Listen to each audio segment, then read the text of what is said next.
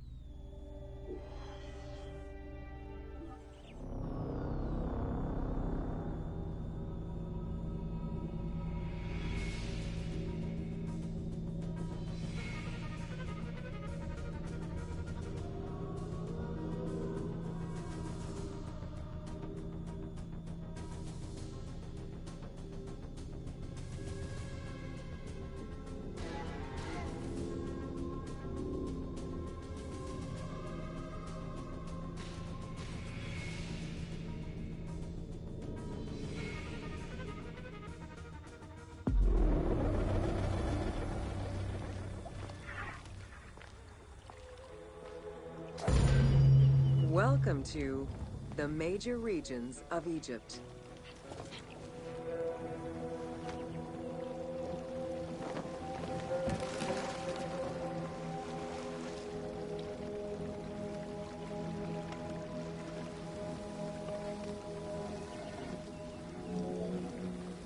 Life in ancient Egypt was concentrated along the shores of the Nile and divided into two regions. Lower Egypt was situated on the Nile Delta near the Mediterranean, and Upper Egypt was at the south reaching into Africa. Due to its proximity to the Mediterranean, temperatures in Lower Egypt were less extreme than in Upper Egypt.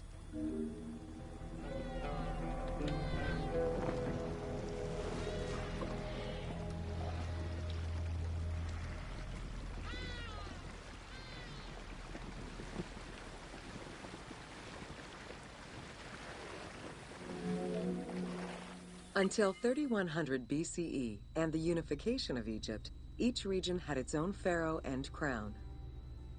Lower Egypt's crown was red and marked with symbols of papyrus and bees.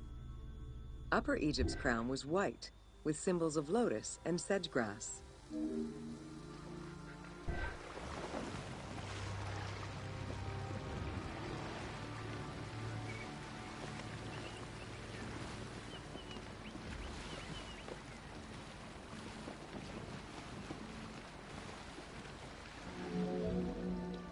Both regions had competing major cities, most notably Memphis in Lower Egypt and Thebes in Upper Egypt. There were different religious cults in both regions, each worshipping their own major gods.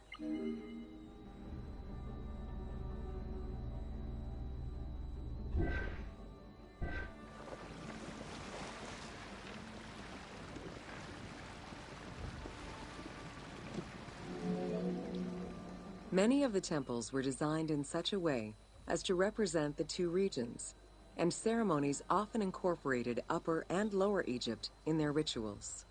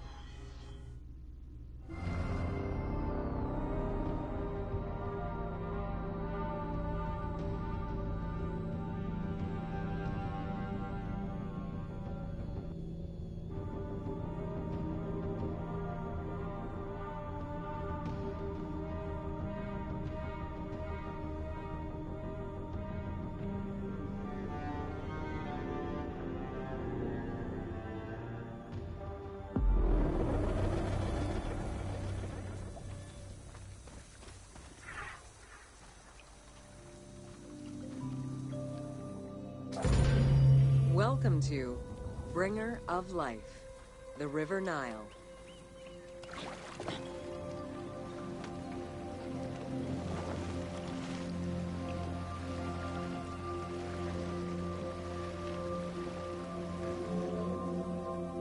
The ancient Egyptians called the dark fertile soil of the Nile the Black Lands, and the surrounding desert was referred to as the Red Lands. The dramatic difference of productive land opposed to barren desert had a deep influence on cultural ideology, mythology, and religion.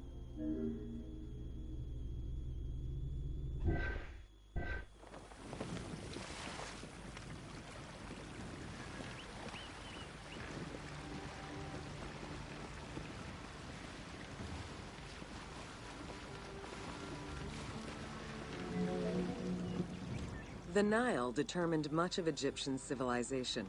For example, the seasonal cycle of the Nile was so consistent that ancient Egyptians created their calendar around it. The flood season, or Akhet, was when the departing floodwaters left arable soil for crops. It was followed by the growing and harvesting seasons, known as Peret and Shemu. These regular seasons, along with abundant wildlife and rich soil, meant that Egypt's denizens were able to nourish themselves and ensure their country's strength in trade.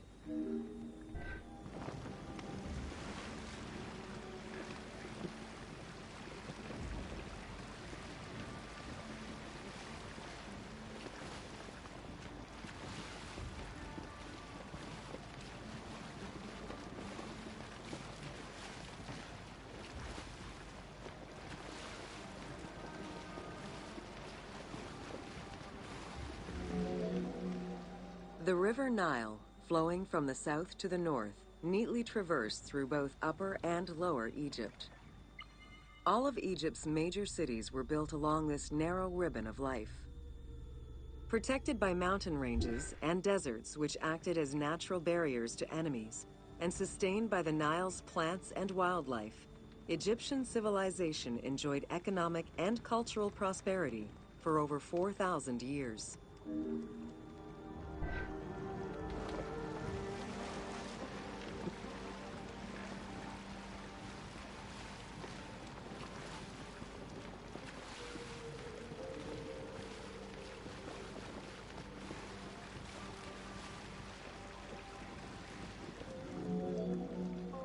Both ancient Egyptians and ancient Greeks referred to the Nile as the river in their respective languages.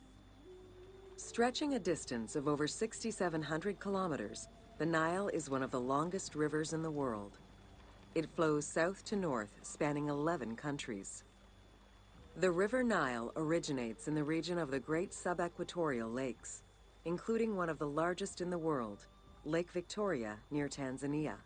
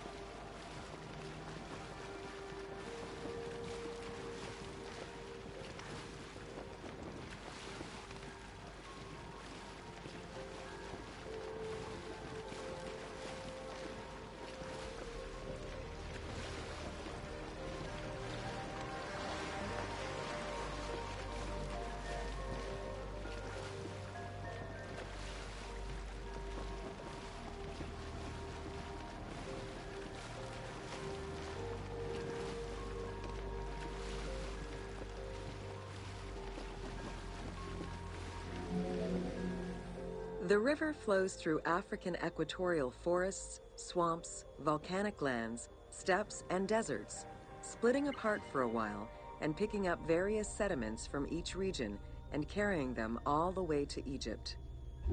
Its main artery, known as the White Nile, rejoins with the Blue Nile in Khartoum. This is where it weaves through rich deposits of silt and nutrients, carrying them along in its wake.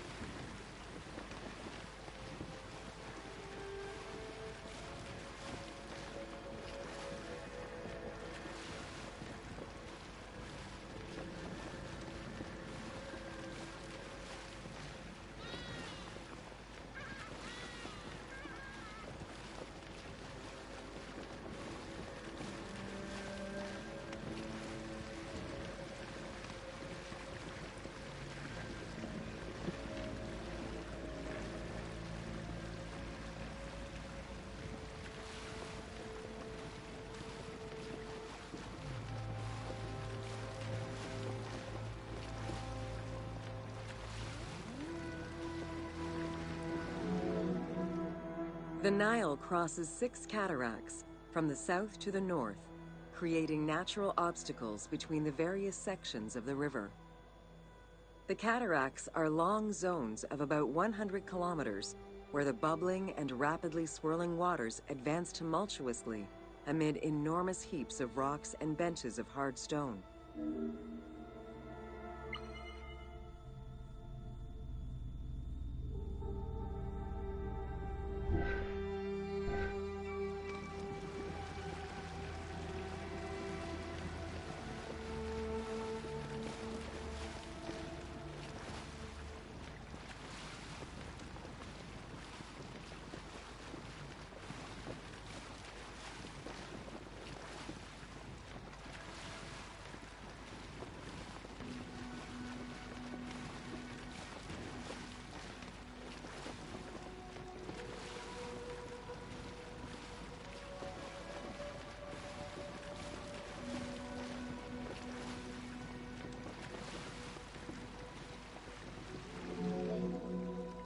It is after crossing Nubia and the First Cataract that the river officially returns to Egypt in Aswan. There are still 1,000 kilometers before it reaches Cairo and the Delta, bringing life to those living on its shores before it eventually empties into the Mediterranean Sea.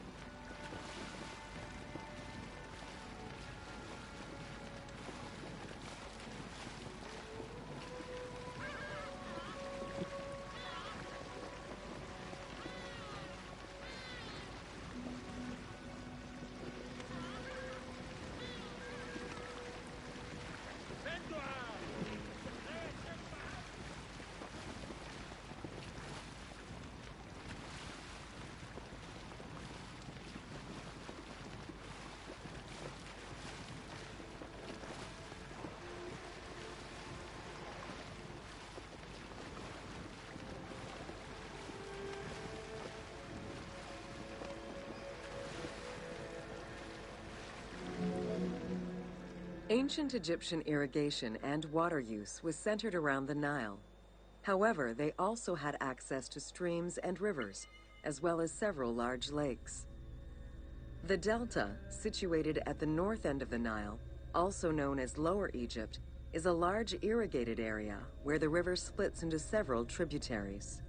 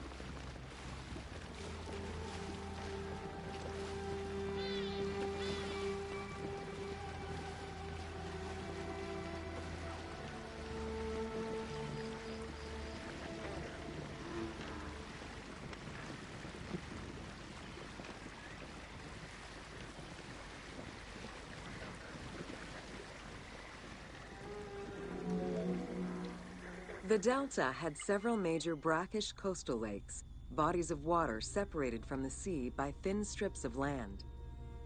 A mix of deep to shallow waters, salt swamps, and sand plains, these lakes were refuge to a wealth of species, as well as water and land plants.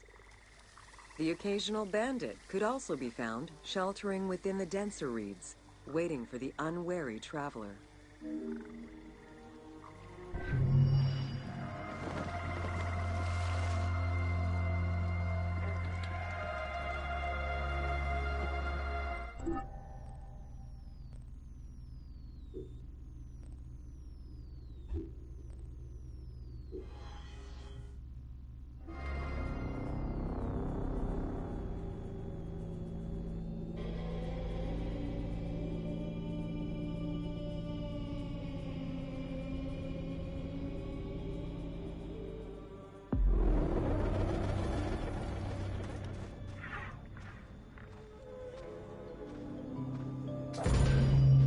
Welcome to Deserts of Egypt.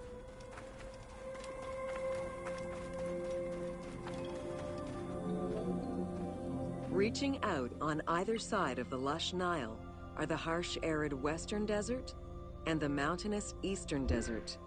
They cover nearly 94% of Egypt. Each of these parent deserts have their own microclimate and contain several smaller deserts with a distinctive fauna and flora. Whale fossils were discovered within the depths of the Sahara. Known as the Valley of the Whales, this location is evidence of the seas which once covered the area.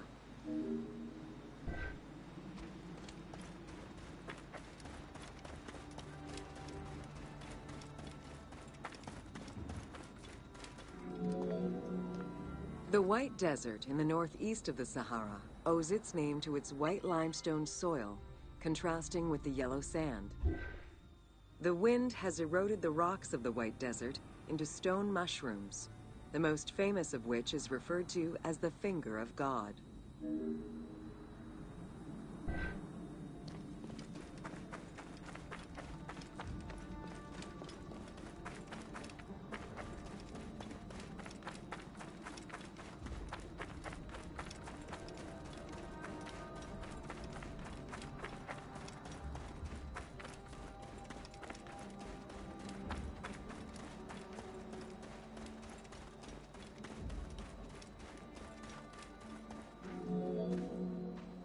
The Great Sand Sea is a large unbroken desert that reaches out through western Egypt and eastern Libya. It is home to a unique geological formation known as Libyan silica glass. The pale yellowish-green material ranges from pebble-sized fragments to glass rocks the size of rough boulders.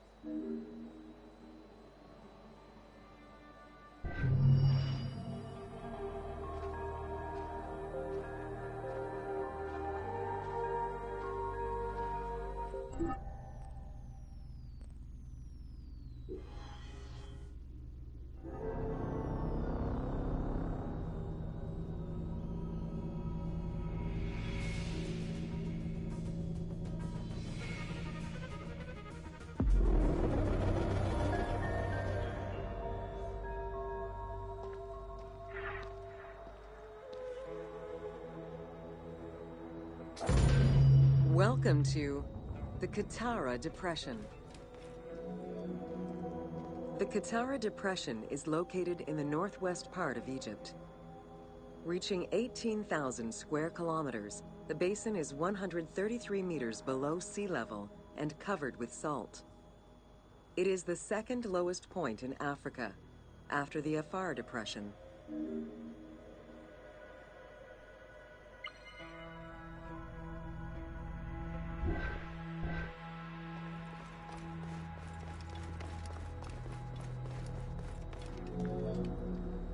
The climate is very arid, with average temperatures reaching 36 degrees Celsius. The famous Siwa Oasis is located on the protected southwestern region. Today, the Qattara Depression is utilized for oil exploration.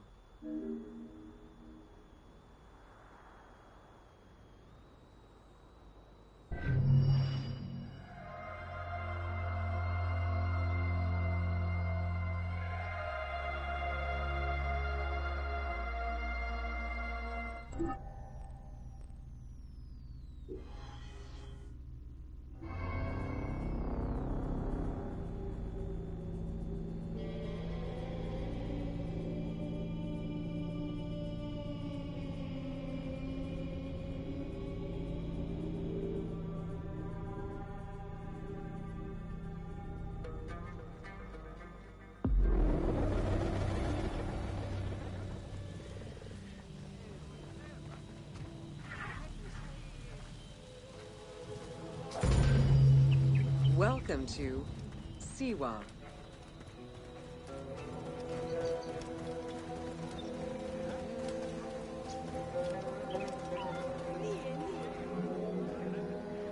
The Siwa Oasis is in the western desert of Egypt. Geographically, the Siwa Oasis is located in a depression 20 meters below sea level. Its natural springs and warm climate aided in the bountiful production of date trees. Though clearly influenced to some degree by Egyptian and African culture, the area's isolation resulted in a unique society and language. While they worshipped the same deities, Siwan temple architecture differed from traditional Egyptian temples.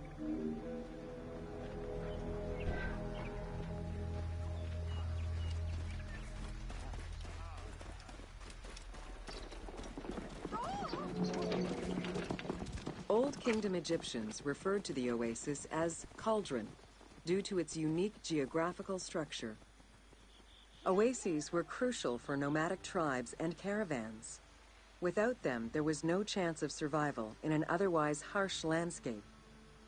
As such, oases quickly became hubs for trade, as well as areas of political control.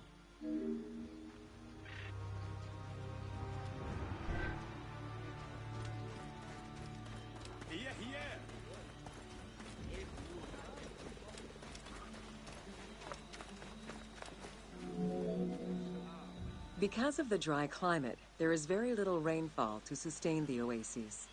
Instead, underground rivers flood the natural basins.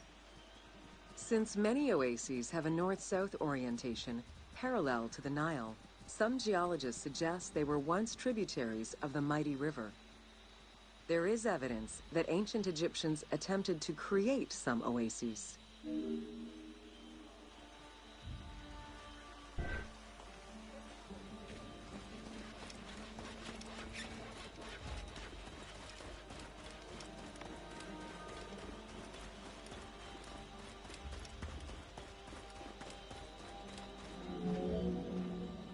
The Libyan oases are the best known, as they are geographically and culturally linked to the Nile Valley and the Delta. These western oases have a distinct geology from the other regions of Egypt. The most famous and important oases are Karga, Dakhla, Farafra, Baharia, and Siwa.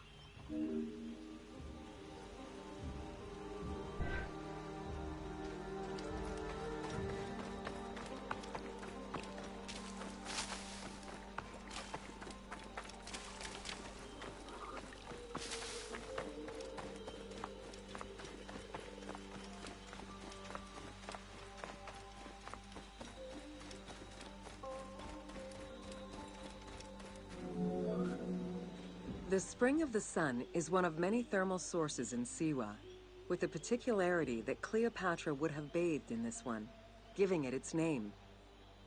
The presence of the source beneath was attested already by Herodotus during the 5th century BCE, when the oasis was called Amuneion by the Greeks of Cyrene.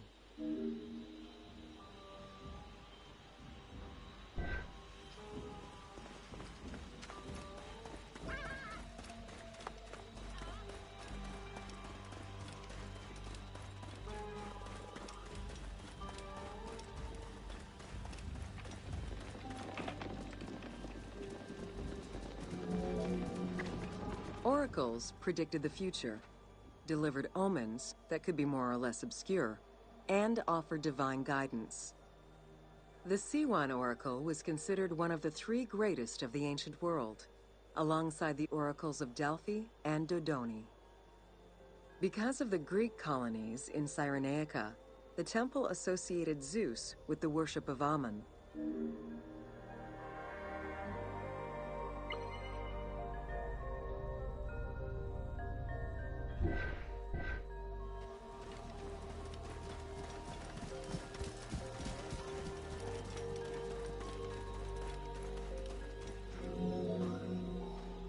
It is no wonder that Alexander the Great made the perilous journey to Siwa in order to consult the oracle, emulating the actions of mythical heroes such as Hercules and Perseus. This action earned the approval of the oracle, who validated his claim as Pharaoh of Egypt. He was confirmed as the son of Amun, conferring upon him the most legitimate claim to date of all Egypt's foreign invaders.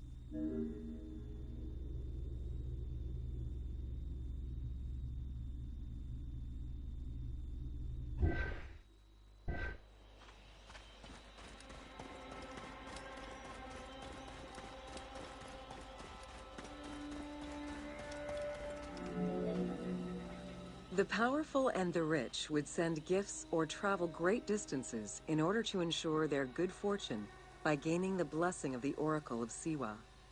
Every successful blessing only increased the soothsayer's prestige. Runner Eubotus, a famous citizen of Cyrene, consulted the oracle in order to know if he would win the 93rd Olympic Games race in 408 BCE. He did, enhancing the standing of the C1 oracle in the process.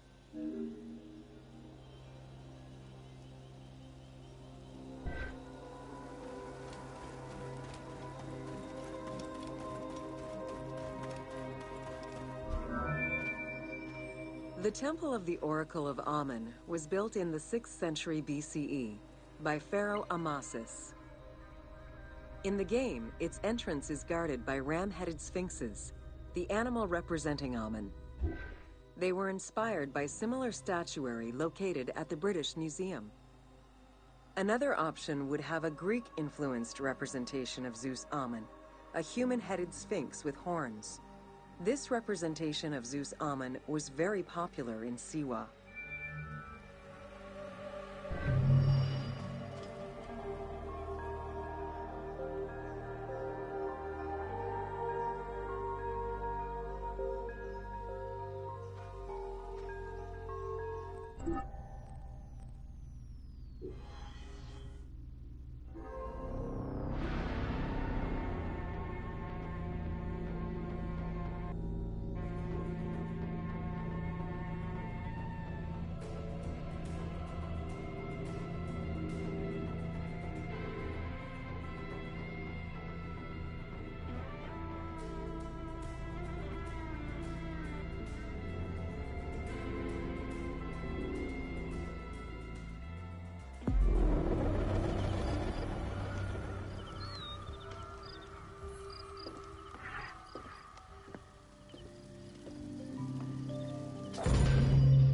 Welcome to the Fayum.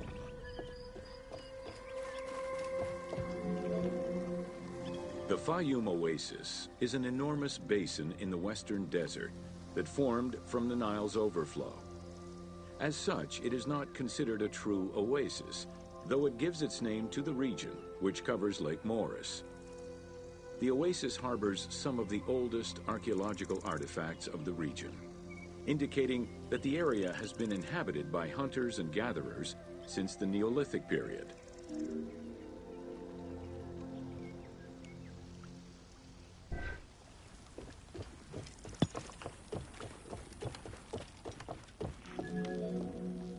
The Fayum Oasis drains into Lake Moeris, which was a large freshwater lake, but at some time became a saltwater lake. In the 12th dynasty, ancient Egyptians redirected the water flow with a dam and dug a supply canal using the lake as their reservoir. Irrigation enabled them to continue growing crops of figs, grapes, and olives year-round.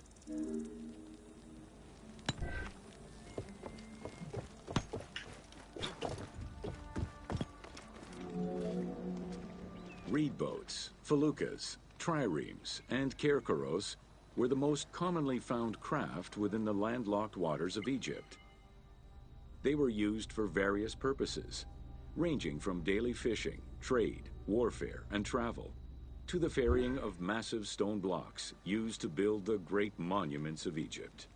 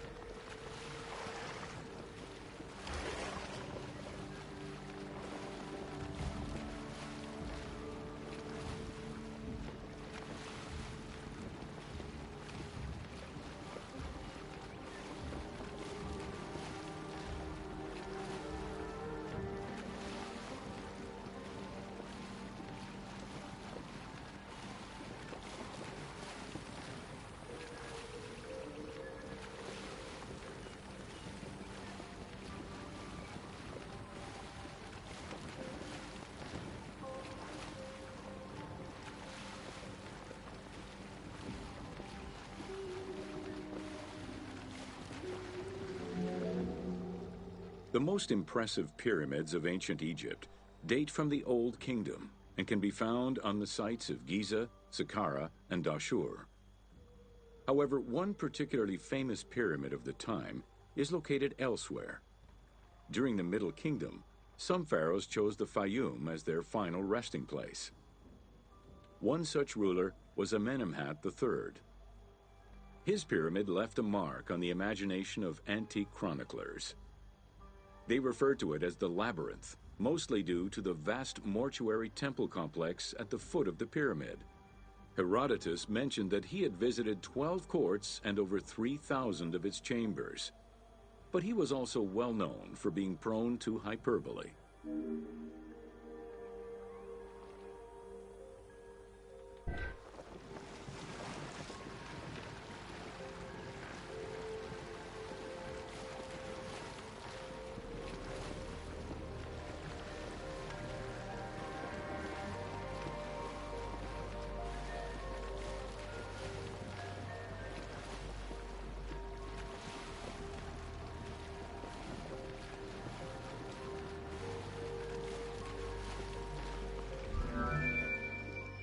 Amenemhat's pyramid was built with a brick core and covered with stone slabs, designed to be impenetrable. The burial chamber, made out of a single block of sandstone, is unique in its design. Richard Lepsius and Flinders Petrie both explored the pyramid site, measuring 385 meters by 158 meters, and identified it as the location of the labyrinth. Their research conditions were difficult, as most of the site had been submerged by the nearby canal. Furthermore, the stones from the complex and the outer casing of the pyramid had been quarried away long ago. Ubisoft decided to give life back to this lost monument and the many crypts that were said to be devoted to the sacred crocodile god, Sobek.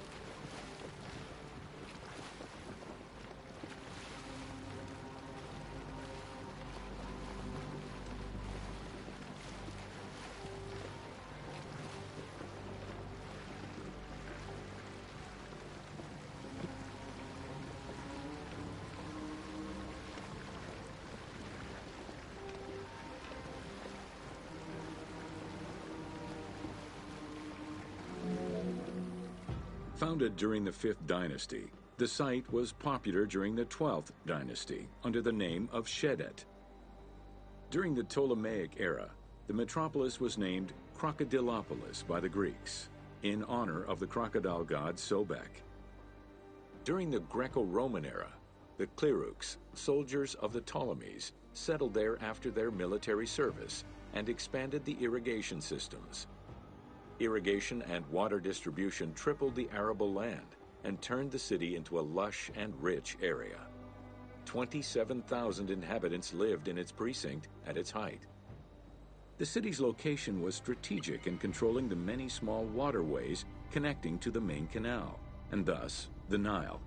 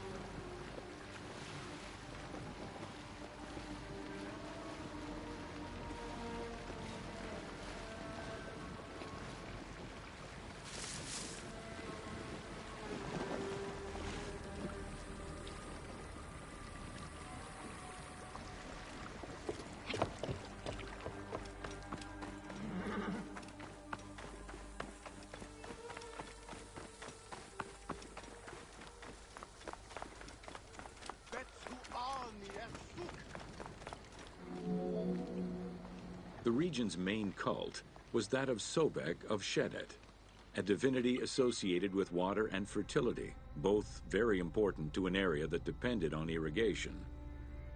Many local villages had the title Town of Sobek added to their official designations.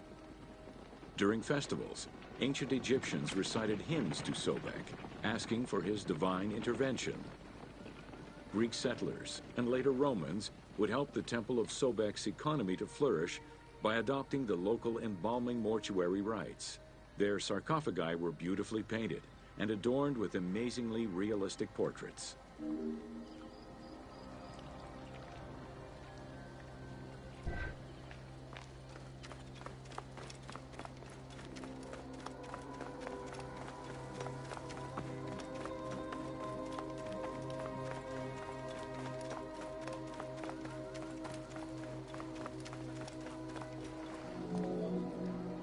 Very similar to the cult of the Apis bull in Memphis, a living crocodile was worshipped within the precinct of Crocodilopolis' main temple.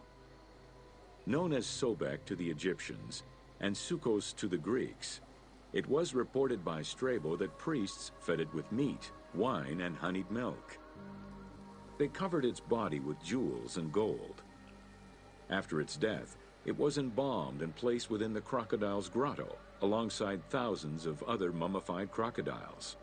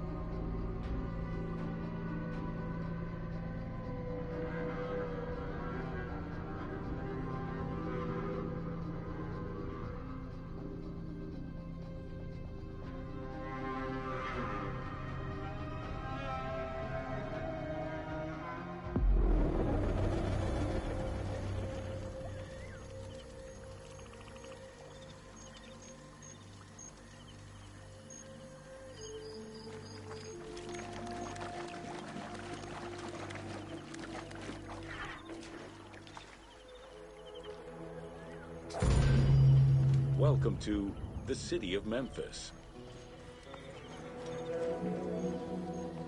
Throughout all ancient Egyptian periods, cities had one thing in common. They were situated along the Nile's shores. Cities were often designated for government or for worship. Major cities had several temples dedicated to numerous gods and goddesses. Egyptians referred to the organization of their cities as a sepat, or later on by the Persian term nome. There were 20 sepat in Lower Egypt and 22 in Upper Egypt. The capital city of ancient Egypt changed many times over the periods.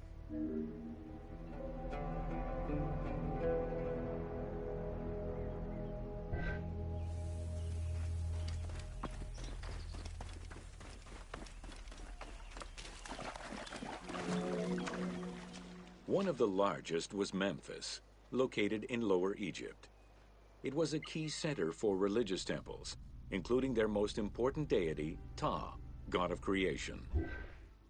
Thebes, located in Upper Egypt, competed with Memphis and featured as both a political and a religious center. Two important temples, Luxor and Karnak, were built there. A minor capital of the Sayyid dynasty was the city of Sais. This was the last native Egyptian capital of Egypt.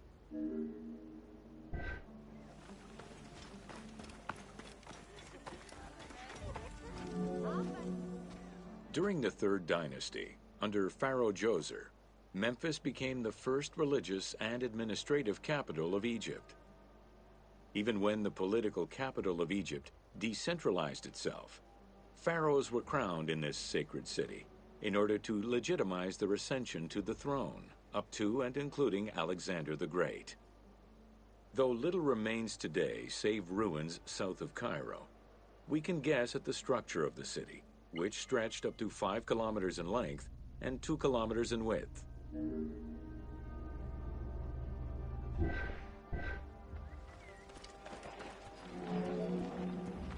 Memphis was also referred to as the City with the 100 Doors, or the White Walls. These names were in reference to the wall which surrounded the city. Under the protection of Ptah, god of craftsmen, the city was a thriving religious and economic hub.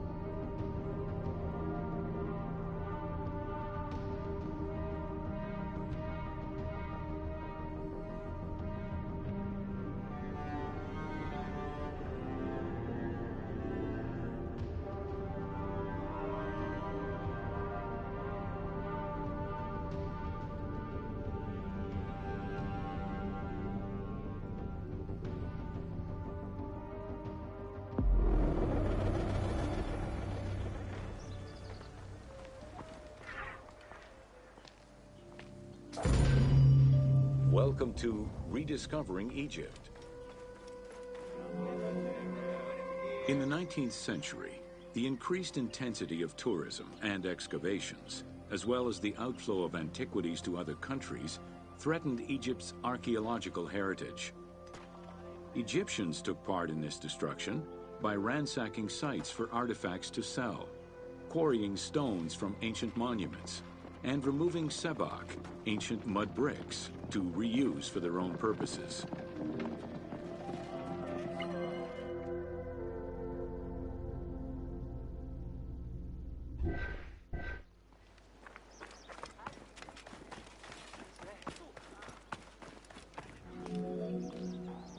A major step in conserving Egypt's heritage was taken in 1858, when the Viceroy of Egypt created the Antiquities Service.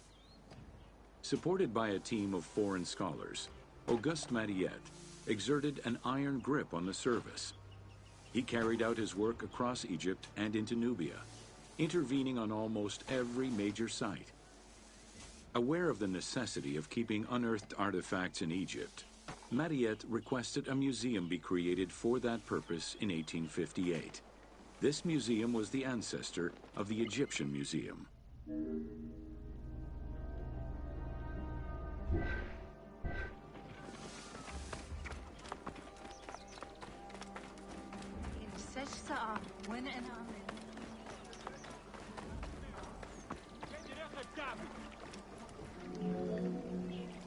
Gaston Maspero, Mariette's successor, expanded and reorganized the Antiquities Service and instigated laws regulating the export of artifacts. French scholars ran the service until it passed into Egyptian hands in the 1950s. As of the mid-19th century, Egyptology was fast becoming a recognized discipline within both private institutions and learned societies.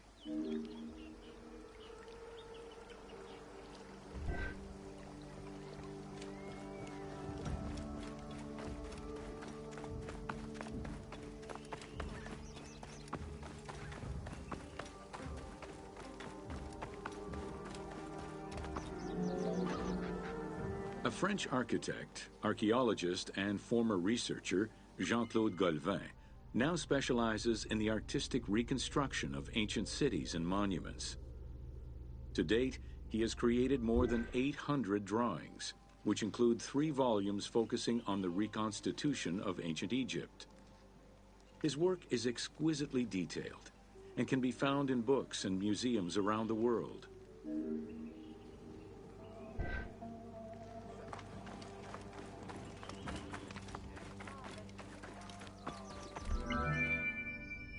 The team was thrilled to collaborate with Jean-Claude Golvin in order to recreate Egypt for the game. In the 19 exclusive watercolors he created for the team, Golvin used scientific data as the base and then extrapolated to provide a full interpretation of various locations and monuments in ancient Egypt. Both early sketches and fully rendered images were then used by the team as references while building the world of Assassin's Creed Origins.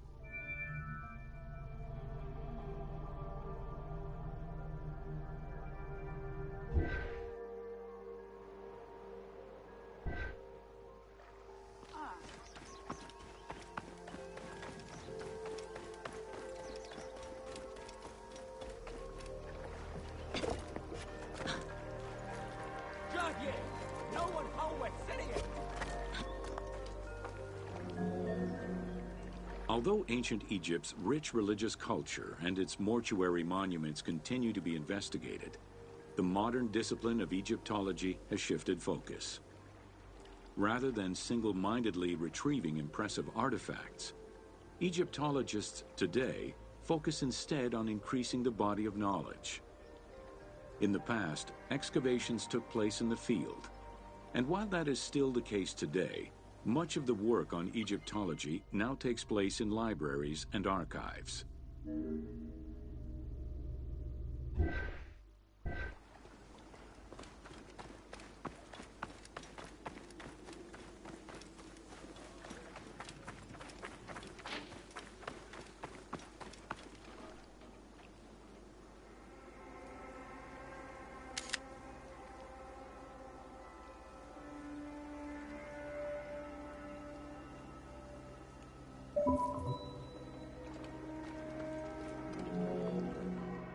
Today, archaeology in Egypt relies on an interdisciplinary approach, where traditional Egyptologists are helped by a wide spectrum of scientists from other disciplines and new, non-invasive techniques. GPS data, satellite imaging, and ground-penetrating radar allow archaeologists to gain a sense of what lies underneath the ground before excavating.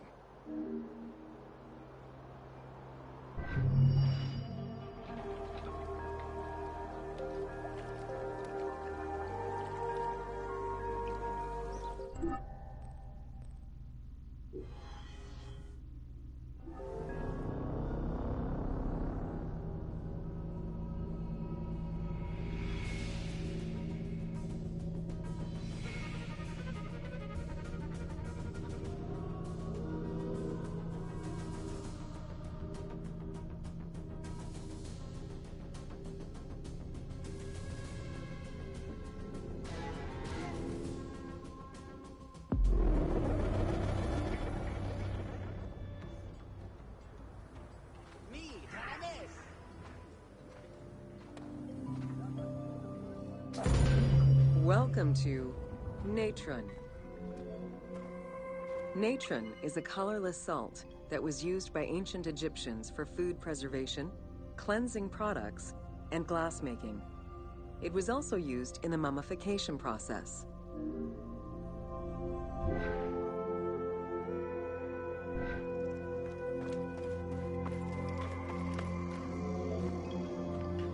During the ceremonial embalmment ritual, the priests packed the body in natron in order to remove all of the moisture. Once the body was thoroughly desiccated, they could begin the wrapping.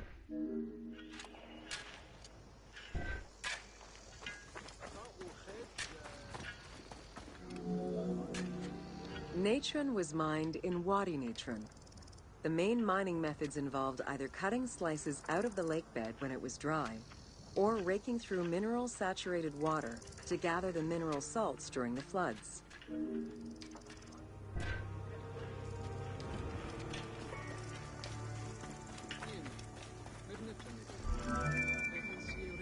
Both techniques are still used today and inspired the team in their recreation of the mines located in the mountains northwest of Memphis.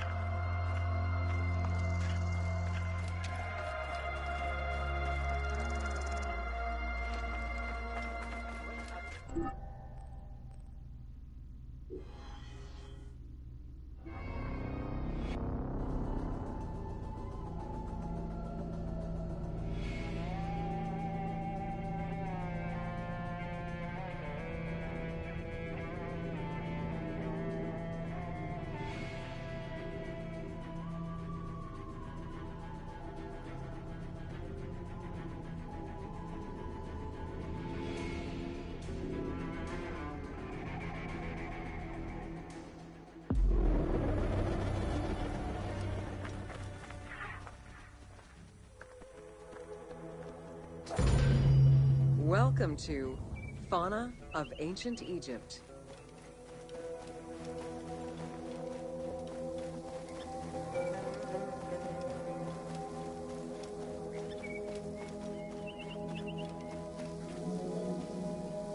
Both domesticated and wild animals were features in ancient Egyptian bas-reliefs as early as the First Dynasty.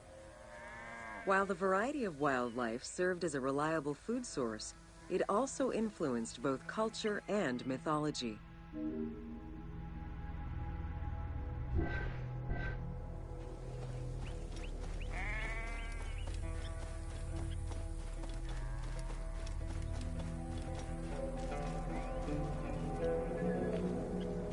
Egypt's terrain allowed for a diverse range of animals, including panthers, rhinoceroses, elephants, and many variations of antelopes.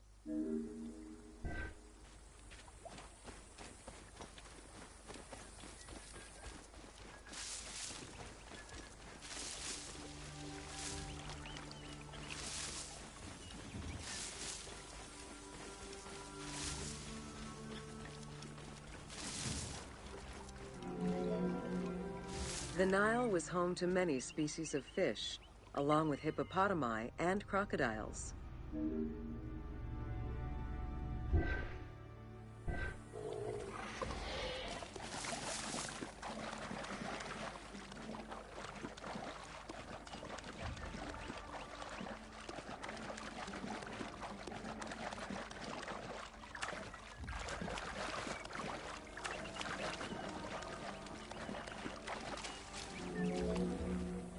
The wide variety of birds that populated the riverbanks, from raptors and waterfowl to songbirds, were all cataloged within Egyptian hieroglyphic signs.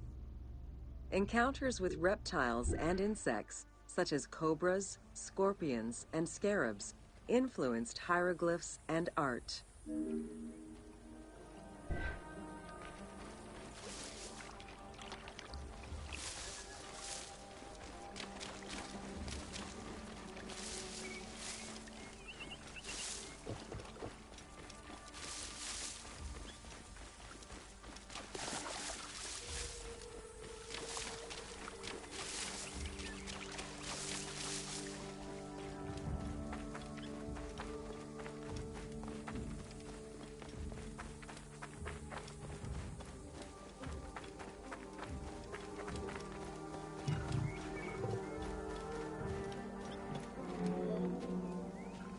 While all animals had sacred meanings, lions in particular represented power and royalty to ancient Egyptians. They were so prized by pharaohs that they were hunted to extinction within Egypt.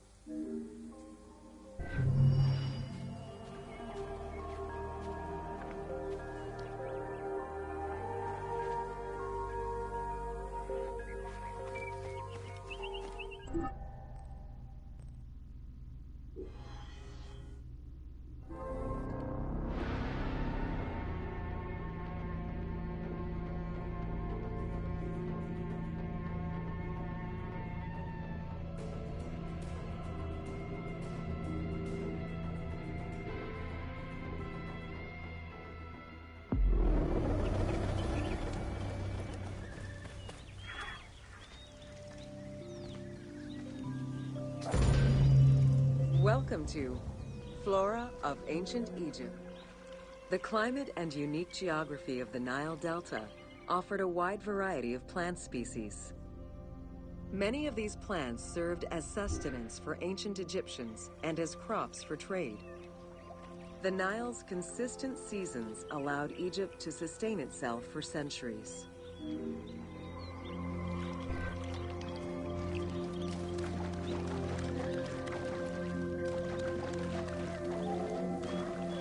Possibly the most useful of the plants was the papyrus.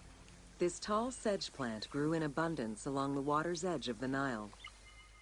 Commonly known for its use as paper, the ancient Egyptians found many other functions for it, including rope, sandals, and mats. Papyriform boats made from the plant are seen in paintings and reliefs, and were used in ritualistic ceremonies.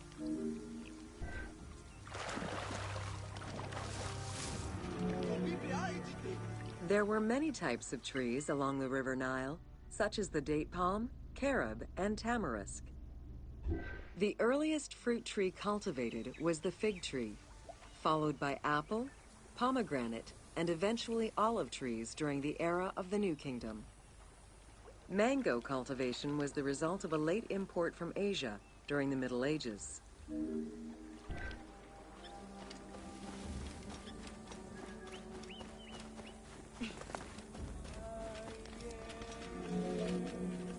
Some trees were associated with gods, such as the acacia with Horus. The divinities Thoth and Seshat were depicted inscribing the reign of the king into a Persea tree. The sycamore was connected with the goddess Iset, patron of the ritual of life.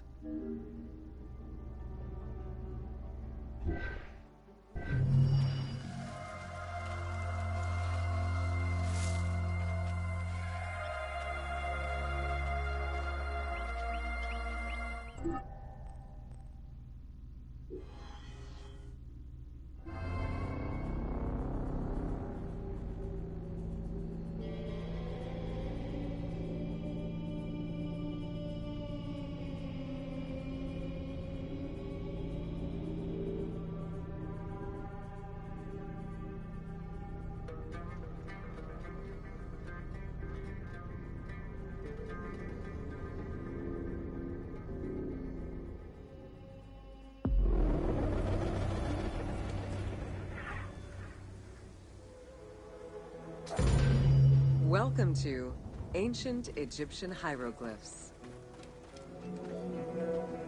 Hieroglyphics were used as sacred writing, appearing on monuments, statues, and sacred papyrus texts. The earliest symbols that resemble hieroglyphs were on pottery dating back to 4000 BCE. This stylized form of signs and drawings was the only writing used from its ancient origins to the end of pharaonic history. Ancient Egyptians referred to hieroglyphs as the writing of the gods.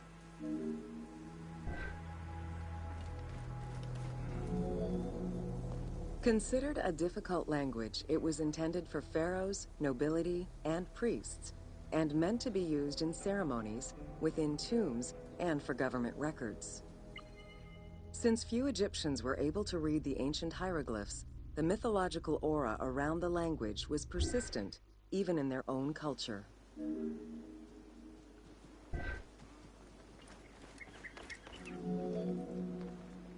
The structure of hieroglyphs offers insight into Egyptian culture, not just in what the translations say, but in the structure of the symbols themselves. They were found on tomb walls, on sarcophagi, on statues, and on pottery, and were meticulously recorded in countless ancient papyri.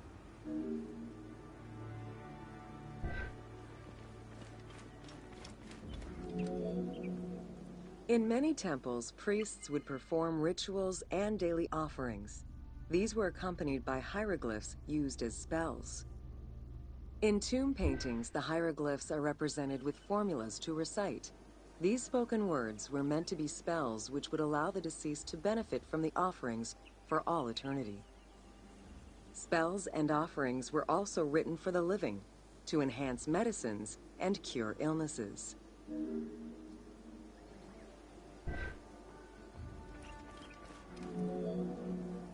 The most famous of ancient Egyptian documents is the Book of the Dead. Written in hieroglyphs and hieratic texts, it depicts important spells and rituals. These spells were intended to ensure a smooth transition from life to death and allow the deceased to safely navigate the perils of the afterlife.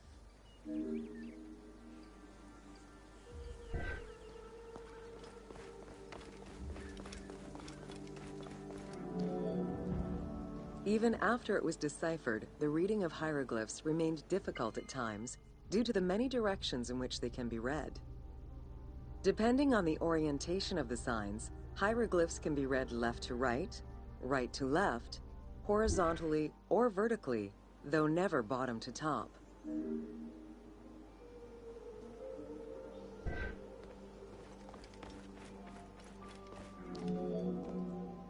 A clue on which way to read is to first notice which direction the figurative signs are facing. If a pictogram is looking to the right, then the reader is meant to start from the right and read towards the figure. Column text on a papyrus begins from the right, then goes top to bottom for each column.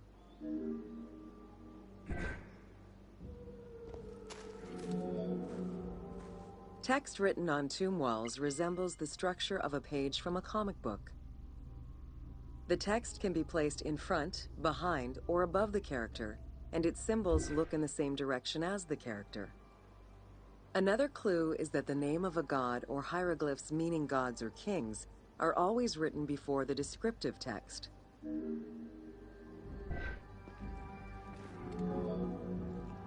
Compared to alphabetical languages, Egyptian hieroglyphs have more symbols. Confronted with the absence of vowels, the Egyptians invented a category of signs. When placed at the end of words, these signs help inform its meaning. For instance, a drawing of a lion will refer to a lion and also relate to the abstract concept of a lion as something dangerous or powerful.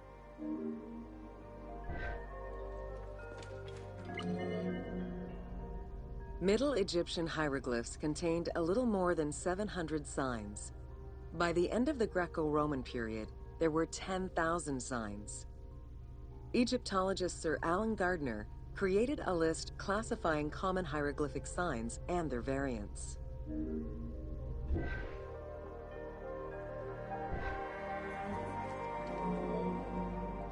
Ancient Egyptian languages have many similarities with Asian and African languages. They have evolved in similar ways to the various forms of written Egyptian. These languages belong to the Hamito-Semitic group. There were 5 clear evolutions in the Egyptian language, each with their own distinctive structure. These languages are known as Old Egyptian, Middle Egyptian, Late Egyptian, Demotic, and Coptic. Coptic is the only living language that allows linguists to define the vowel structure and to distinguish different dialects.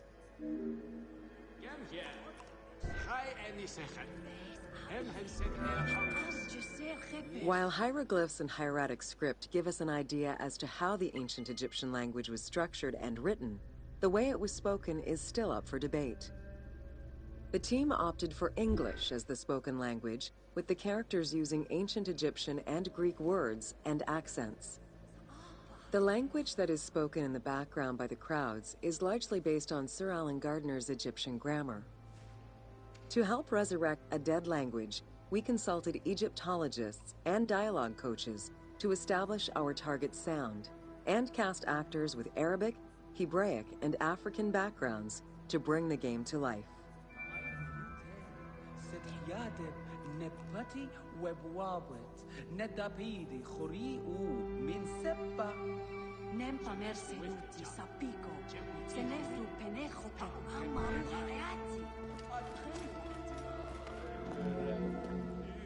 After Alexander the Great's arrival in Egypt and the establishment of his reign, Greek became the language used by the governing bodies.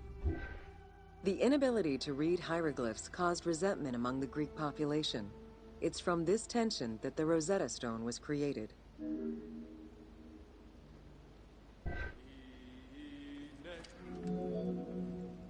The spread of Christianity ended pharaonic culture and resulted in the destruction of its pagan monuments.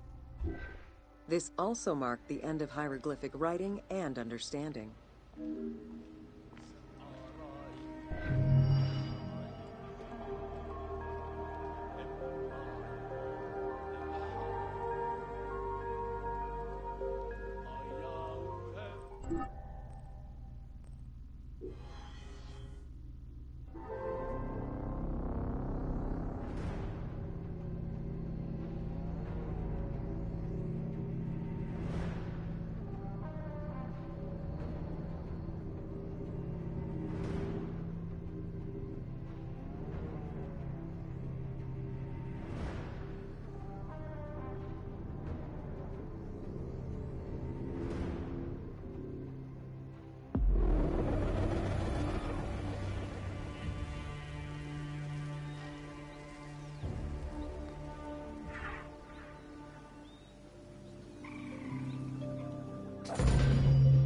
Welcome to Jean-Francois Champollion. Between the 5th century CE and the Renaissance, knowledge of hieroglyphs was entirely lost. Many enthusiasts tackled the challenge of deciphering the language with little success. Some groundwork was made with various researchers identifying names and some grammatical structure, and confirming that cartouches were markers for royal names. They were still missing a critical piece of information that would eventually be revealed thanks to the discovery of the Rosetta Stone.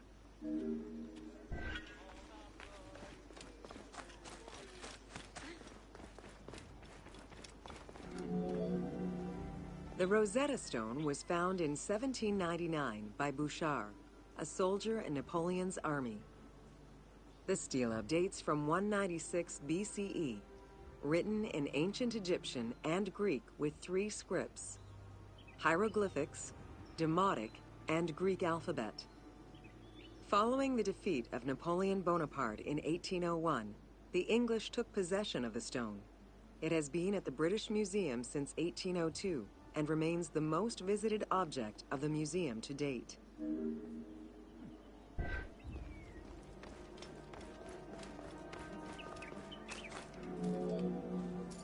The first translation was of the Greek section only in 1803. It detailed a decree of Pharaoh Ptolemy V, reminding the citizens that their pharaoh had led Egypt to prosperity. It was fully translated 20 years after by Jean-Francois Champollion, who was working with a facsimile.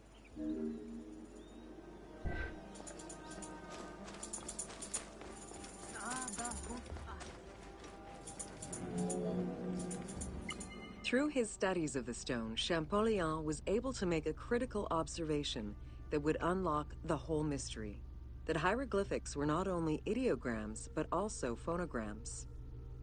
Hieroglyphs consist of phonetic glyphs, single characters, and logograms. Essentially, they are a combination of phonetics, alphabet, and full words, which in total form a language.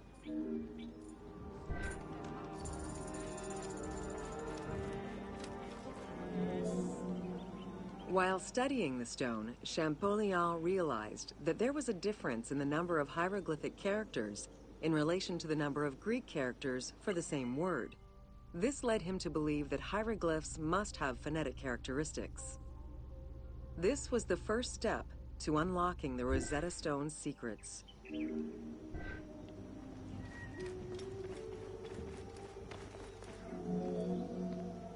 To prove this theory, Champollion began identifying Egyptian rulers' names and then compared their phonetic pronunciation to the Greek version. For example, Cheops had been the Greek name given by ancient chroniclers to the owner of the Great Pyramid, Khufu.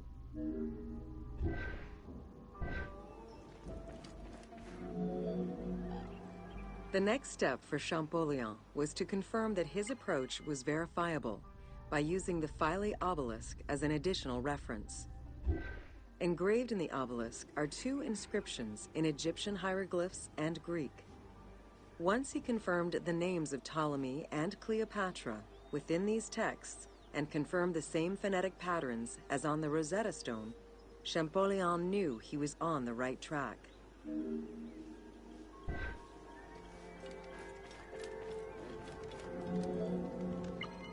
Champollion had already mastered several ancient languages when he took on deciphering the Rosetta Stone. He used his knowledge of Coptic to identify the solar disk hieroglyph on the obelisk as the phonetic translation of Ra. Further translation only strengthened his conclusion. Egyptian hieroglyphs encompass the alphabet in both phonetics and determinative ways, which means that the symbol represents the word itself.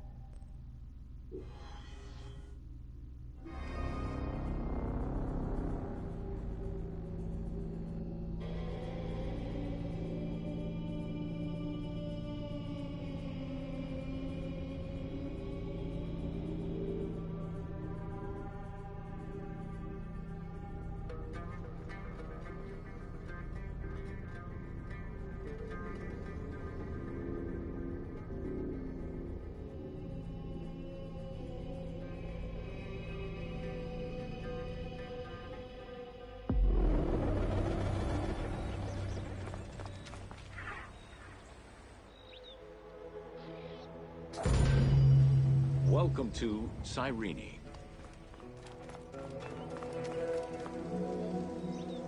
Cyrenaica stretches across the coast of northwest Africa. It was known as Pentapolis in antiquity, a reference to the 5 main cities that formed the Greek colonies. Built on a lush plateau of the Green Mountains, in what is present-day Libya, a colony of Greek settlers formed the city of Cyrene in 630 BCE. Cyrene's population quickly grew, spreading out across the terraces of the plateau, making it the first and largest of the 5 colonies.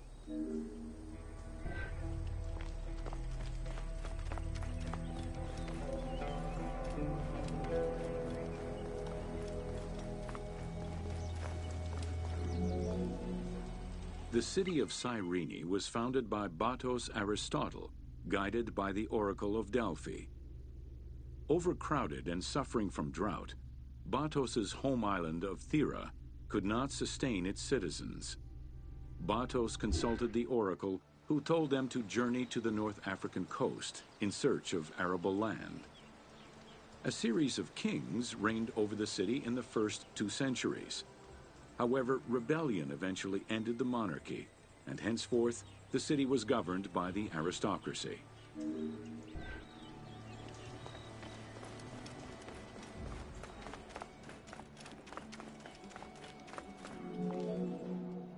The key features of Cyrene were temples dedicated to gods, Apollo, Demeter, and Zeus, alongside Ptolemaic gods such as Isis and Serapis.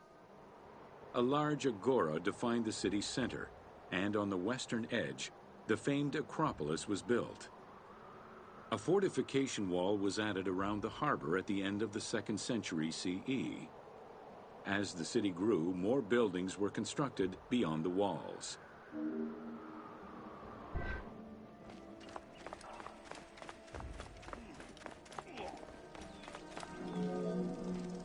Under Roman influence, Cyrene became an economic powerhouse, rising in status throughout the Mediterranean. Cyrene's School of Medicine rivaled all others except for that of the Greek city Kos. Some of the great minds in ancient math, astronomy, and geography were born or established in the various schools of the city, which included an institute of philosophy founded by Aristippus, a pupil of Socrates.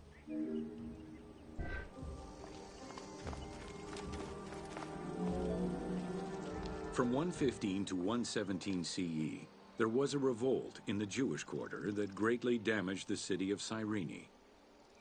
Over time, a succession of battles, poor management of its silphium crop, and earthquakes eventually took their toll on the city. It was completely abandoned in 365 CE.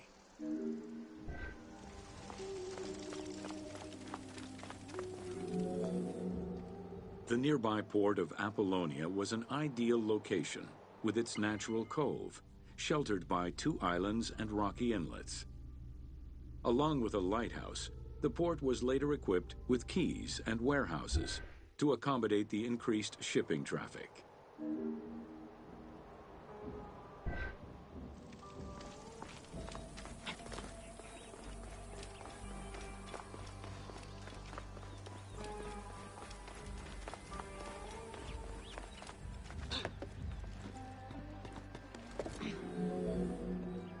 With its success as a commercial trading port, Apollonia surpassed Cyrene to eventually become the capital of the Pentapolis. A number of earthquakes gradually shifted the city, causing many of its original structures to sink. Some of its ruins can still be seen underwater.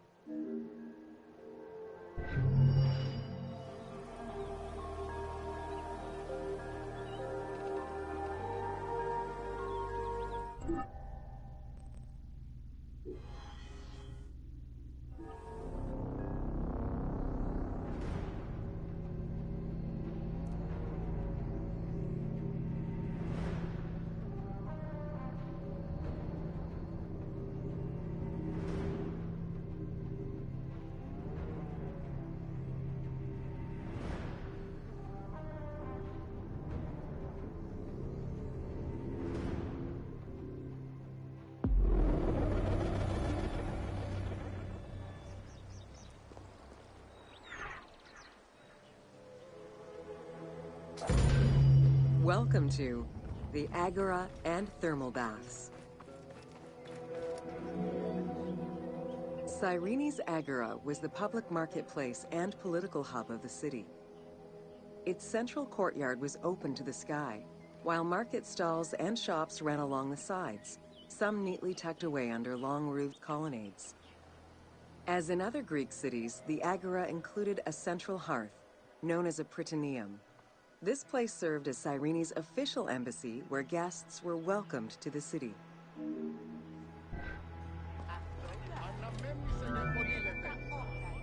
An unnamed statue representing naval victories was the centerpiece of the Agora. The statue's female figure likely represents Nike, the goddess of victory.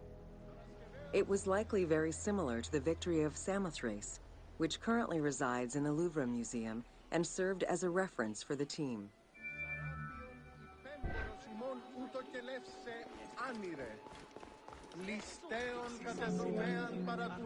The Cyrene Agora also displayed many temples and monuments celebrating its founding king, Batos, and the city gods. There were 2 altars associated with the Temple of Apollo and a marble statue base dedicated to the goddess Libya.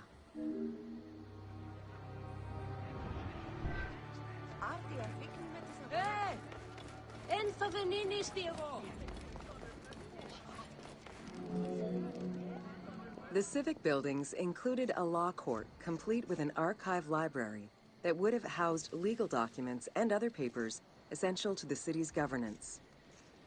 Traces of fire damage to the building's remains indicate that it was possibly destroyed during the rebellion of the Jewish community in 115 CE.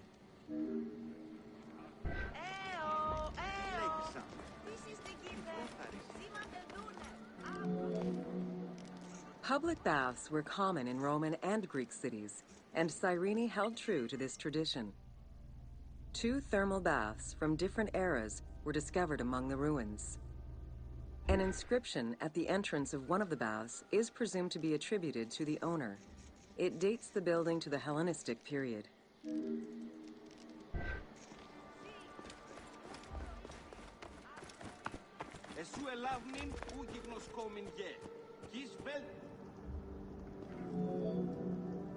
Mosaics were originally created for practical reasons, the need to waterproof floors. Imported by Greeks in Egypt and Cyrenaica, the designs represented either scenes from daily life, marine fauna, or mythological figures. In addition to traditional Greek motifs, they also integrated concepts specific to Egyptian culture, such as the Nelumbo. The best examples of mosaics recovered to date, however, come from Alexandria.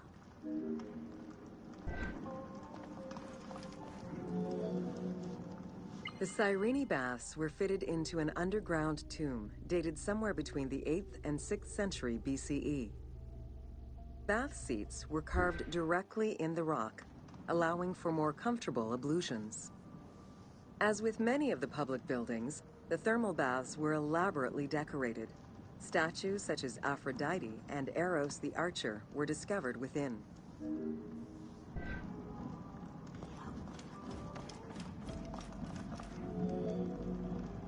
The Frigidarium, a pool of cold water, was the first room visitors entered. It was followed by the Tepidarium, or tepid water area, and then the hot water room called the Caldarium. Water for the thermal baths was sourced from a natural spring. Burning stones were deposited into the water to create steam as required. The flowing water of the spring ended in a cistern and fountain referred to as the Aqua Augusta.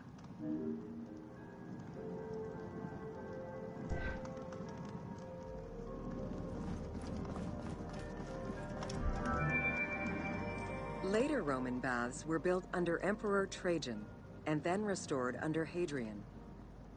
After the earthquake of 365 CE, they were replaced by baths of Byzantine design, with stones from the old thermal baths used in the reconstruction. The team relied on documentation describing the baths built under Trajan in order to create the location available in the game.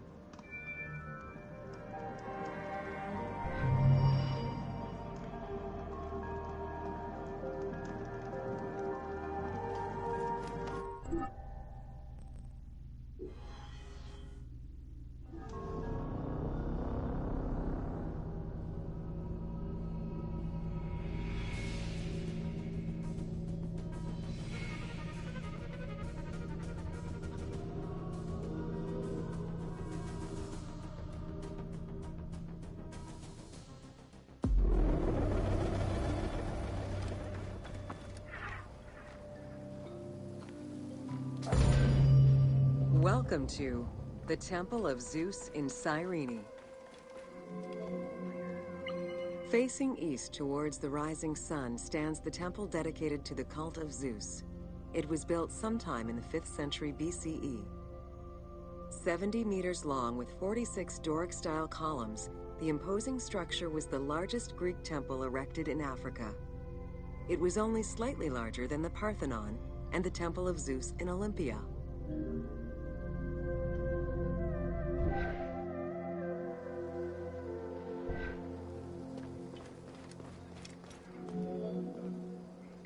The exterior was designed with the decorative elements common to Doric architecture. The dimensions of the columns were different, giving visitors an impression of uniqueness when viewing each facade.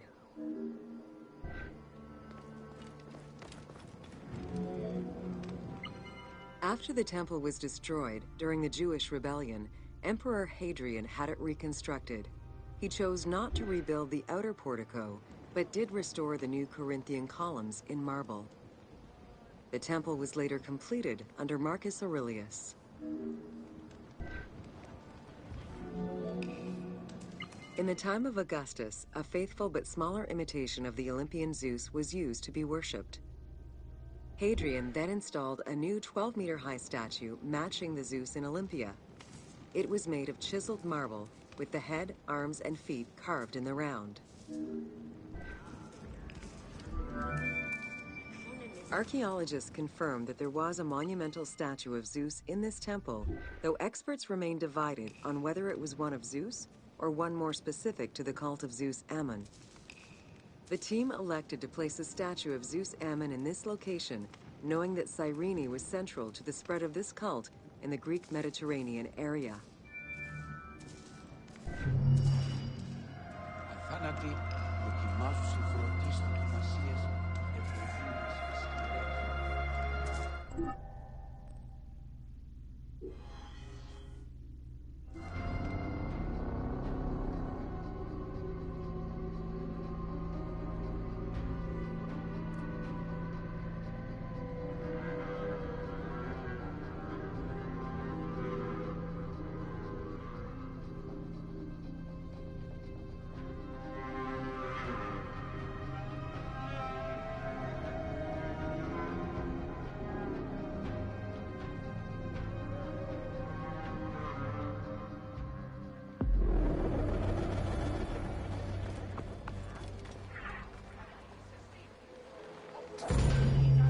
Welcome to Important Monuments of Cyrene.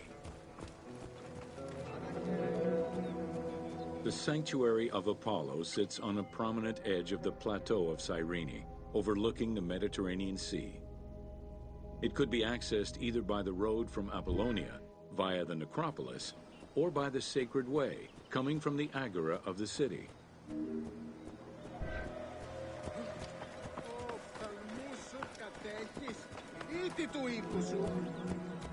The abundance of temples and statues throughout the city reflect the various Greco-Roman and Egyptian cult influences over the centuries. Temples dedicated to Apollo, Cyrene, and Zeus stood alongside those of Ptolemaic gods, such as Serapis and Isis. Numerous fountains were decorated to represent other gods, including the city's namesake, Cyrene.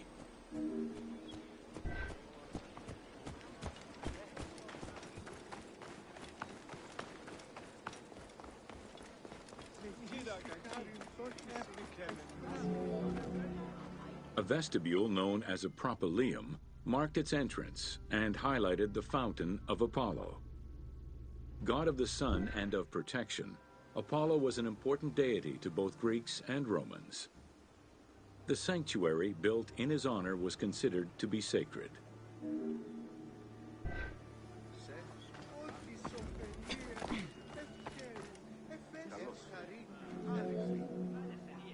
The imposing temple was built on a natural cornice, stretching more than 200 meters in length and roughly 50 meters in width, and was surrounded by a vast Doric colonnade. Sections uncovered by archaeologists indicate restorations to the columns were made between 115 and 116 CE.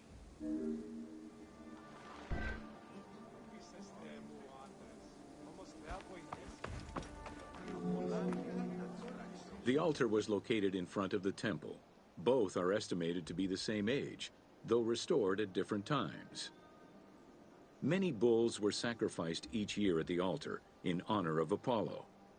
The imprint in the stone of the ring used to strap the animals down is visible to this day.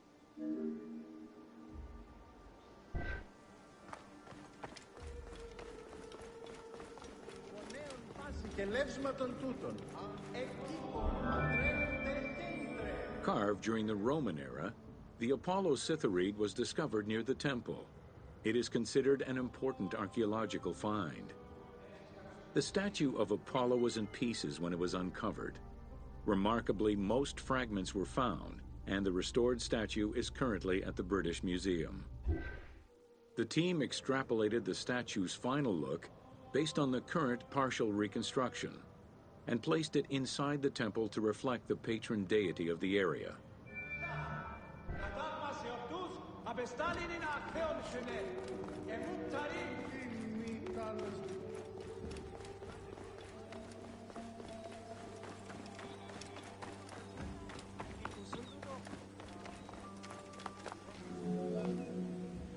The amphitheater of Cyrene is located on what is known as the Terrace of Myrtosa, next to the sanctuary of Apollo. It was built on top of the old theater in the 2nd century. Originally used as a stage, the theater became an amphitheater once the taste for Roman gladiatorial entertainment reached the city.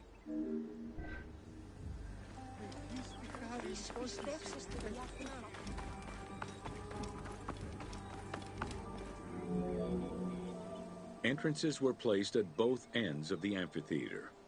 A wall replaced the first 2 rows of bleachers as protection from the array of wild animals in the ring. The tunnel used for the parade of beasts and gladiators circled the arena, unlike the Roman Colosseum's tunnel, which was beneath the amphitheater. The basement and corridors accommodated both the gladiators and the animals, and included lifts that raised the traps into the arena's center.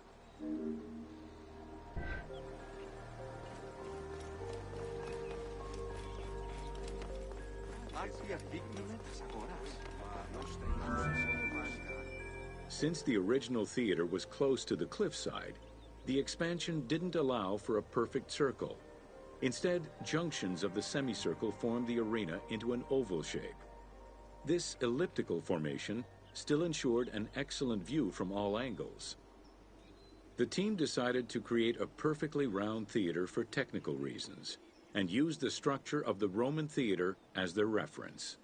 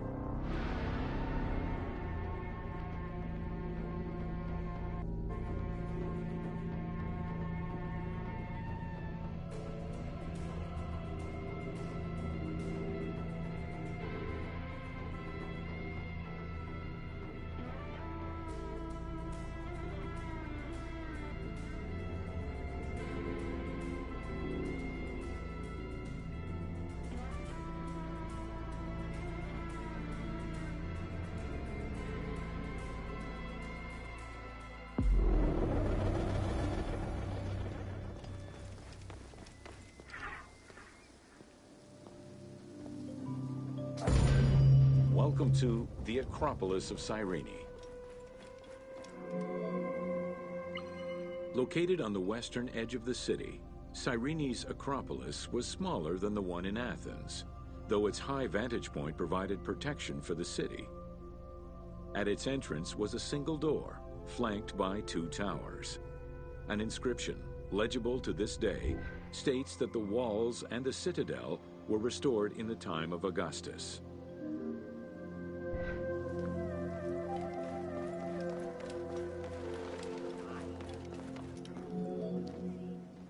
A number of statuettes have been excavated from the site, including one of Berenice, the daughter of Magus, the king of Cyrene, and half-brother of Ptolemy II.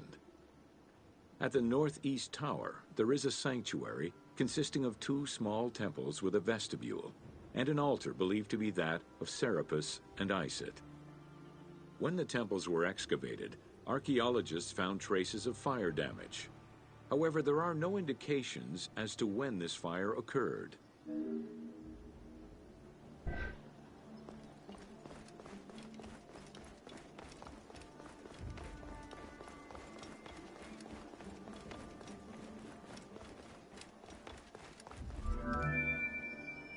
In the 20th century, a fortification was built above the ward to defend against an invading army. It covered the ancient remains of nearby Roman houses entirely, and archaeologists have yet to fully excavate them.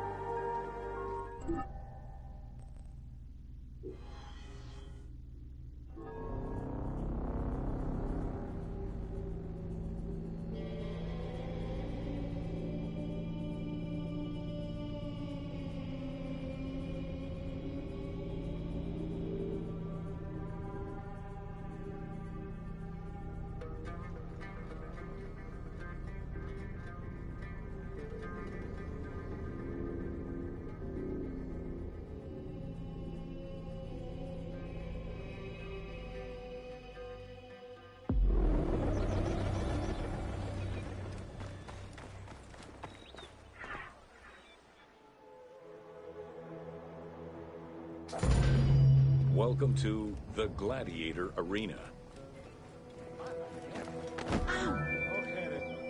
While gladiators would not perform in Cyrene until later in the Roman era, the team decided to include a gladiatorial arena for two reasons. First, they believed it was important to portray this aspect of Roman life. And second, they felt it would add interesting gameplay possibilities.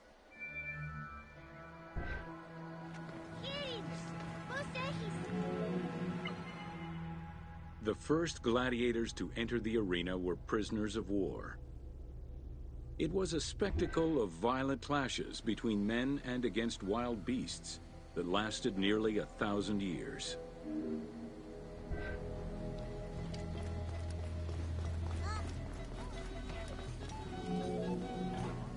Eventually, volunteers began to enter the ring. For status and money, many of the more skilled combatants increased the quality of the entertainment. Thus, the profession of gladiator came to be. Bound by contract to the master of the gladiators, the fighters were fed, trained, and guarded in barracks.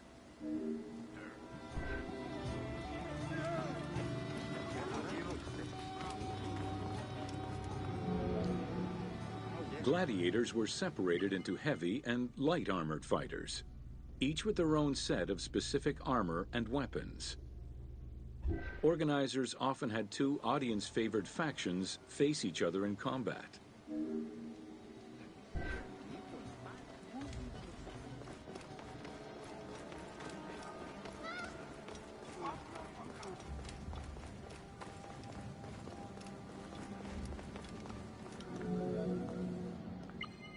The events were highly organized. Fights were held with a background of music and supervised by a referee. Death, either in the course of combat or by decision, was not always the only way out for the loser. Several were released due to their performance and gained great notoriety as celebrities.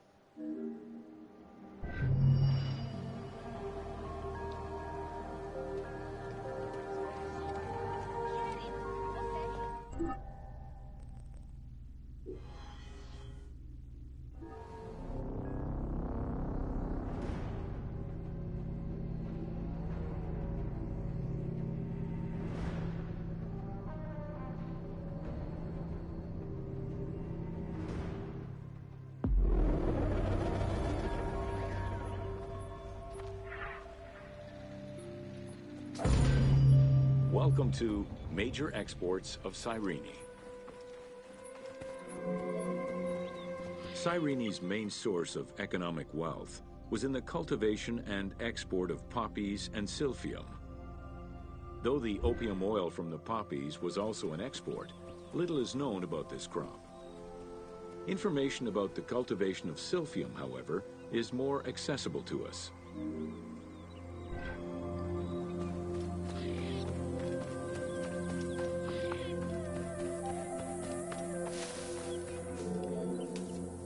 Silphium, with its yellow flower, was considered a gift from the sun god.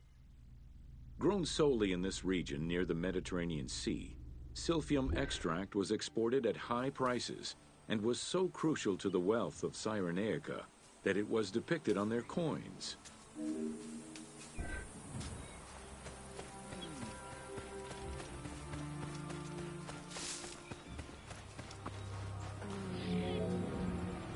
Silphium's roots produced a resin used by both the Greeks and Romans in medicines intended to cure cough, fever, indigestion, and many other ailments. It was also used as a contraceptive. In a compilation of culinary recipes from the 4th century BCE, the herb is mentioned in various recipes, including a flamingo dish.